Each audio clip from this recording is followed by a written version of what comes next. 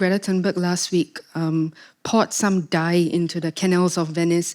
So to me, it doesn't seem like climate change. It seems a bit like a bit of a destructive action. But do you think young people have to really resort to this form of action to get their governments to take action? People act in that way due to the urgency of the situation. I think they want to create that sort of shock value. So people would pay attention. And I think it's successful in the sense that, they get public attention, they get media coverage. But whether or not this actually translates into climate action, right, I think is questionable. I think that it can potentially backfire on them. Also, I think it creates, the impression that these activists are disrespectful, that they are reckless, and I think this undermines their credibility in the eyes of the public. Change or effective change can actually happen at multiple levels, and like the point on murals and narrative changing, that's very important, as is lobbying the government as well, and showing alternatives way of doing things, as is talking to your colleagues, friends and so on, shifting their mindset, shifting their worldviews,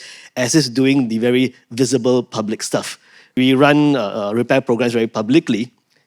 Do we actually make a dent on the e-waste problem in Singapore from a number of items saved standpoint? The answer is no.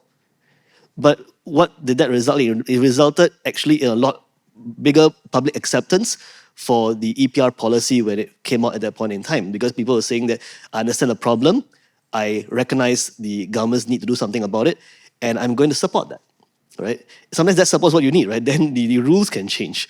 Otherwise, we will continue to be stuck in certain places. So it's not always, in a very obvious way, do you reduce 100 kilos of waste? It's not so direct when it comes to change at this level.